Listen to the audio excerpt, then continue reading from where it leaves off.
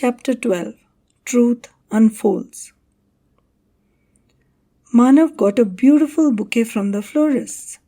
He had planned to visit Ridhima after his morning rounds. It was his relatively free day. He knocked and entered her room in the private medical ward with a pleasant, "Good morning, Ridhima. How are you doing today?" It was gleaming with glorious sunlight. Ridhima sat propped up on the comfortable Fowler bed with a copy of Lancet in her hand. She looked fully recovered and herself now. The medical and surgical residents, along with the nursing staff on duty, had accompanied Manav inside. Ridhima thanked him as she took the bouquet and placed it carefully beside her pillow. The resident doctor gave him her case file to study. He went through the morning parameters and notes of the treating physician and discussed the ongoing medication with them. All was well. "You can carry on. Thanks," he said to the resident, returning the file. "I'll be here a while." The resident and sisters left. Manav walked around and stood beside the large window, taking in the greenery outside. "I am sorry, sir," Ridhima said, looking down, fidgeting in nervousness. "I had no right to say what I did to you, and that based on rumors." She dared not meet his eyes. Manav turned. "Now that you are apologizing to me, I take the liberty of voicing my opinion," he said in a firm tone. "More than being sorry for what you said, Ridhima, I feel you should be sorry for what you did."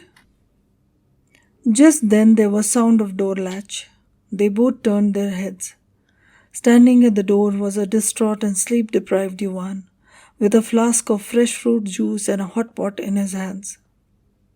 He placed them on the bedhead table and looked at both of them in turns, trying to decipher the nature of ongoing conversation. He greeted Manav politely. Manav continued, "Do reflect on what you did, Ridhima, and introspect." Yuvan started to say something, but Manav thwarted him with a firm wave of his hand. He stood still. Manav went on. "Intake of diazepam tablets? How foolish is that?" His temper was rising. "The brilliant and astute Dr. Ridhima, who never failed an exam in her life, if she wanted to end it all, I would expect the method to be more precise and foolproof.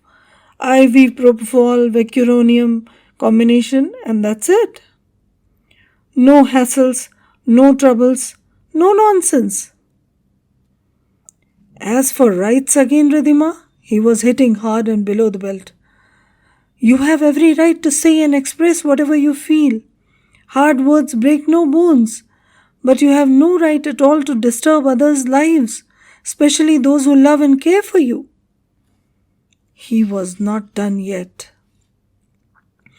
"You wanted to get rid of your troubles, in the process of which you troubled so many more people.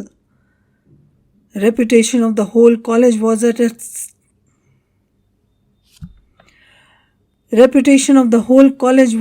stake. Your problems increasing manifold as an unfortunate side effect. Look at this man here," he pointed towards Yuvan. "He has suffered worse than death these last 24 hours. His scathing blows continued incessantly. "You say you love me? Don't kid yourself, Ridhima. This isn't love at all, and you know it. Love in its purest form is what Yuvan has for you. That is love, and I salute his feelings. In fact, I'm here only on his behest." He stopped for a few seconds. The atmosphere inside the room was blistering with tension. He resumed as an afterthought. "What, by the way, are you planning to achieve by this futile exercise?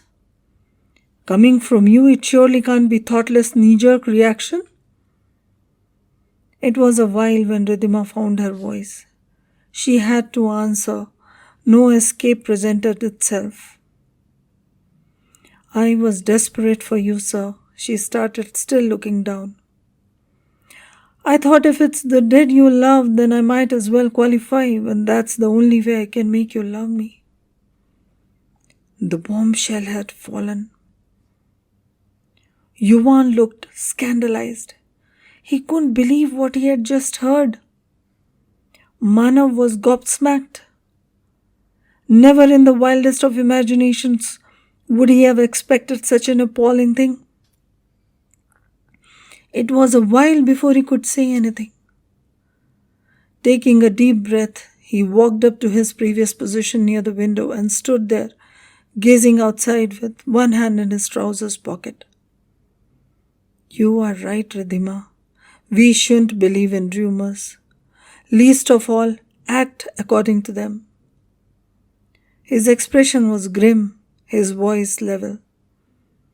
"Now that things are getting too morbid to handle, I think you should both know the facts."